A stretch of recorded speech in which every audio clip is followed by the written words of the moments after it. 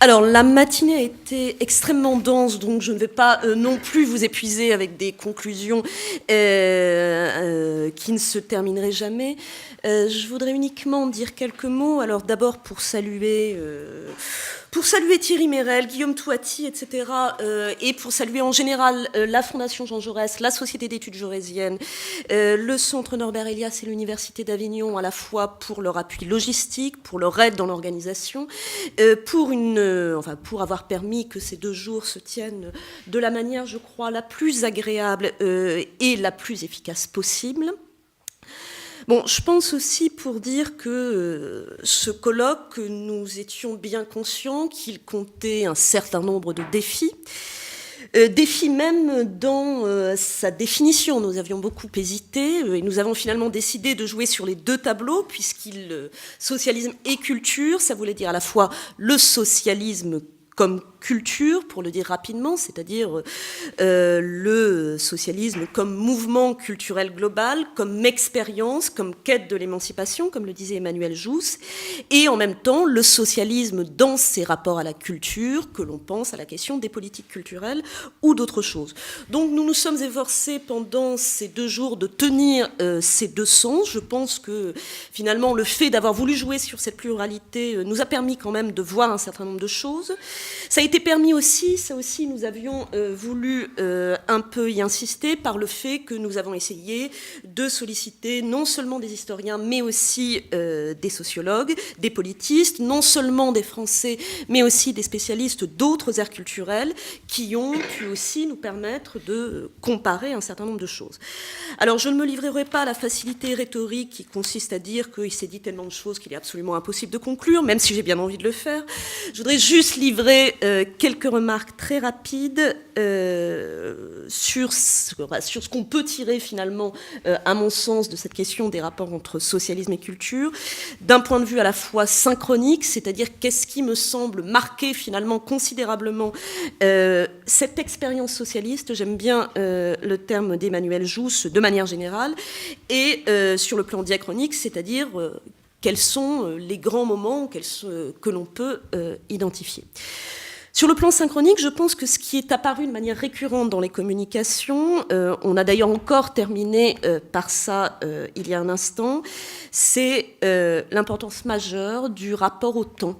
Au-delà du rapport à l'histoire, l'importance majeure du rapport au temps, l'importance d'une philosophie du temps socialiste, c'est-à-dire d'une articulation d'un rapport au présent, au passé et au futur, mais également, Pierre-Henri Lajadémon le disait hier, Pascal Horry y insistait, l'importance d'une pensée socialiste, que l'on voit d'ailleurs rejaillir de manière intéressante ces dernières années, d'une pensée socialiste des temps sociaux, c'est-à-dire quelle pensée socialiste du temps, quelle pensée socialiste de l'existence humaine, quelle pensée socialiste du temps du travail, du temps libre, et comment ces différents temps peuvent aller dans le sens de l'émancipation créatrice.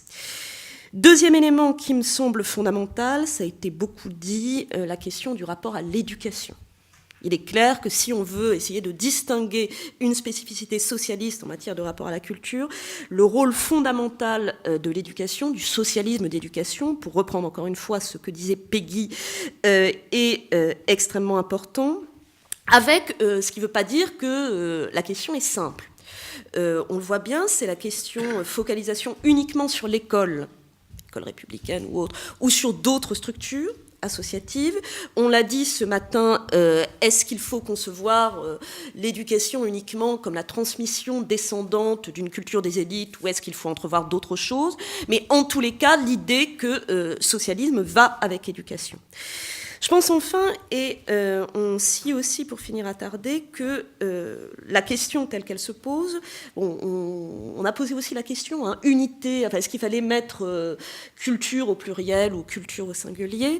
Nous avons décidé de la mettre au singulier, mais on voit bien à quel point cette question de l'expérience socialiste est tendue par le dilemme de l'unité et de la pluralité, par la quête d'une unité, d'une d'une réunification de l'humanité, comme le disait Jaurès, d'une unité d'une culture socialiste éventuellement, et en même temps par une gestion de la pluralité, nécessité de gérer les différentes cultures, culture de masse, culture populaire, culture républicaine, etc. Nécessité aussi, Benoît Carmeal le disait, on a terminé là-dessus ce matin, interrogation sur finalement la diversité des identités culturelles, qui n'est pas du tout une problématique, pour finir, très neuve pour le socialisme, c'est l'histoire des socialismes en Bretagne, en Corse, ailleurs, mais qui aujourd'hui se joue sous des aspects se joue sous des aspects nouveaux. Donc cela, je pourrais encore en citer d'autres. Je pense que la question du rapport à l'internationalisme, la question du rapport à l'organisation, aux organisations, qu'est-ce qui est chargé, est-ce que c'est le parti, est-ce que c'est les associations, est-ce que c'est l'État, pourrait être posée. Je m'arrêterai là sur le plan synchronique. Bon, je pense que dans tout ce qui s'est dit, on pourrait peut-être essayer de distinguer 3 ou 4 périodes. Et je m'attarderai surtout sur celle qui me semble s'être beaucoup dégagée dans ces 2 jours, c'est-à-dire la 3e. Une première période, alors qui serait celle peut-être d'un long 19e siècle, qui s'étendrait, disons, jusqu'aux années 1910-1914, qui pourrait être en quelque sorte une période d'expérimentation, une période aussi où le socialisme se structure, où ce socialisme des intellectuels, pour le cas français, ces organisations ouvrières, finissent par se retrouver dans des partis constitués. Évidemment, ça change énormément la face des choses. Un moment où le socialisme, finalement, s'invente également comme doctrine, comme style de vie, comme représentation du monde, avec sans doute... avec déjà une très forte dimension, une aspiration à la spiritualité. Et en même temps, ça se voit bien dans le cas français, mais on a bien vu que ça pouvait se voir ailleurs, toute une série d'interrogations qui déjà se nouent. Est-ce qu'en matière culturelle, il faut chercher à la diffusion d'une culture socialiste ou d'une culture humaine, comme le disait Charles Péguy? Si culture socialiste il y a, qu'est-ce que c'est que cette culture socialiste? Est-ce qu'elle s'identifie à la culture ouvrière? Est-ce que c'est une culture qui est un mixte de différents aspects?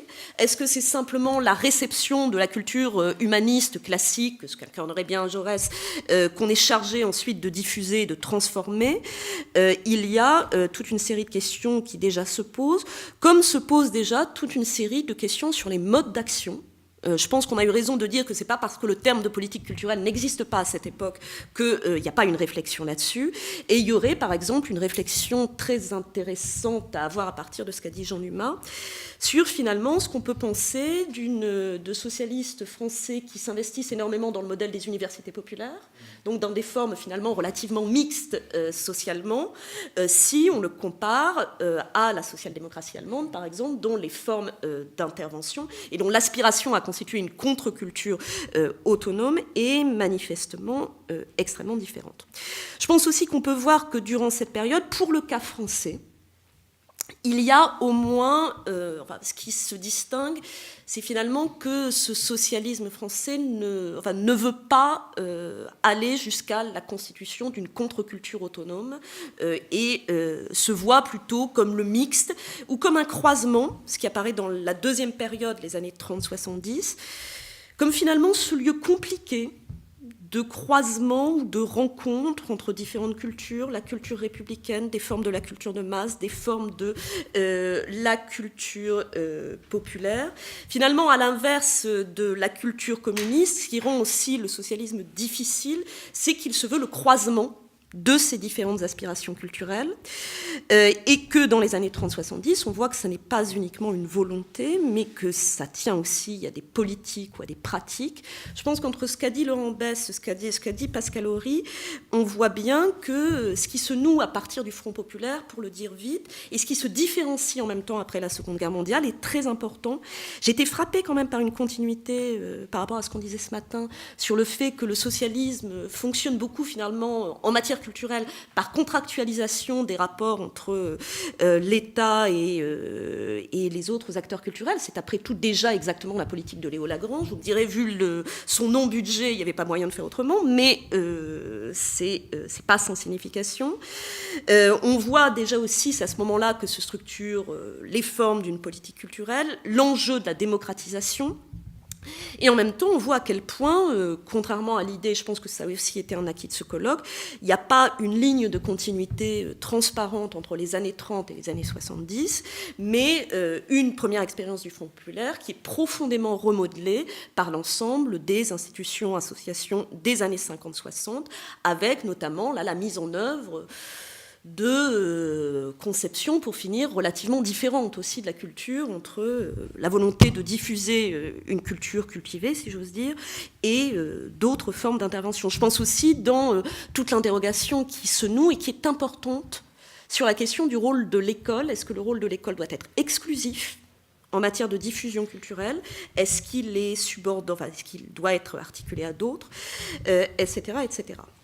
Bon, la troisième période, je pense qu'on a été à peu près tous d'accord pour dire, Émile Chabal l'avait dit dès le début, sur le fait qu'il faut vraiment tenir un basculement qui s'est opéré dans les années 70 et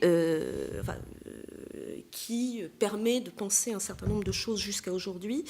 Et à ce niveau-là, je noterai quand même, mais c'est apparu quasiment dans ce que disaient certains intervenants ce matin, un paradoxe, c'est-à-dire que c'est au moment finalement où toute une série de choses qui avaient structuré le socialisme comme culture basculent. Alors évidemment, le changement du rapport au temps, le basculement mémoriel, le présentisme sont extrêmement importants.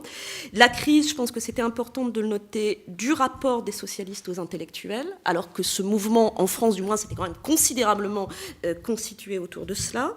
La question de la culture marchande, etc.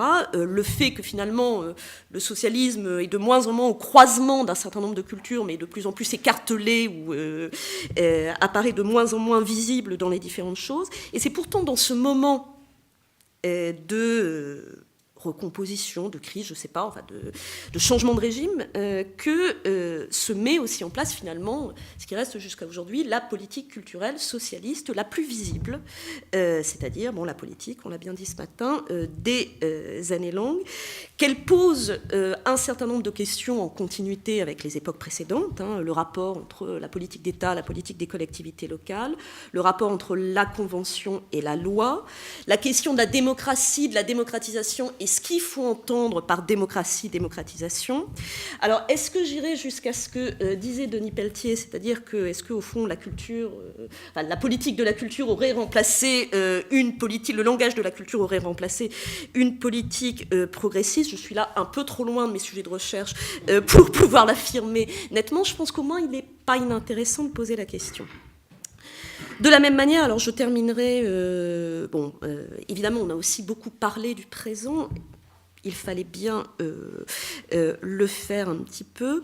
Je pense qu'on a eu raison de rappeler ce matin, oui, c'était quand même le but, que il fallait aussi sortir des discours de déploration, qu'il se faisait quand même, Emmanuel Pedler l'a dit, vous l'avez dit, il se fait quand même encore beaucoup de choses, et que notamment, on passe complètement sous silence, mais parce que les journalistes ne voient pas forcément le rôle d'un certain nombre d'acteurs culturels engagés à gauche, le rôle des collectivités locales, et on manque effectivement de mesures.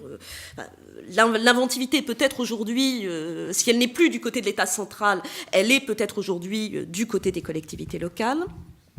Donc il faut nuancer l'idée que désormais c'est affreux et que tout était mieux du temps de Léo Lagrange, tout était mieux avant. En même temps, il est vrai qu'il y a de véritables interrogations sur... alors même si elles ne sont pas posées comme ça, mais je pense que c'est... si on en revient au début des termes de notre débat, est-ce qu'il est encore possible... Et est-ce qu'il est encore souhaitable, ce qui n'est évidemment pas la même question, est-ce qu'il est encore possible et est-ce qu'il est encore souhaitable de concevoir le socialisme comme culture, c'est-à-dire comme un projet culturel d'ensemble?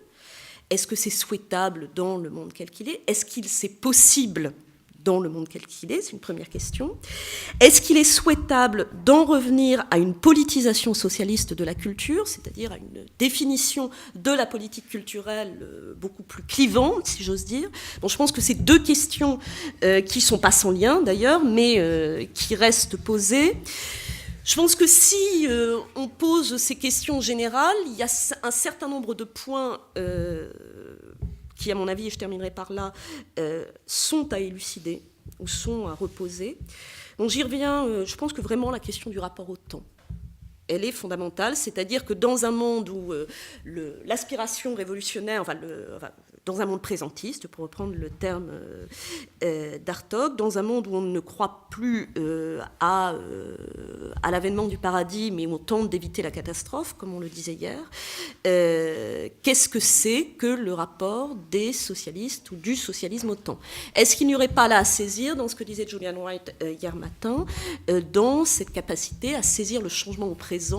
Est-ce qu'il ne faudrait pas revenir à des expériences socialistes de la fin du XIXe siècle, non pas pour faire pareil, mais pour voir comment ils faisaient? C'est une première question. La première question, je pense qu'elle est vraiment apparue, c'est reposer la question du socialisme d'éducation. Ce qui est intéressant aussi ce matin, c'est qu'elle a été posée pratiquement uniquement, alors je ne dis pas qu'il ne faut pas le faire, mais c'est intéressant, sous l'angle de l'éducation artistique et culturelle. Est-ce que l'ambition, est-ce que le socialisme d'éducation se résume à cela?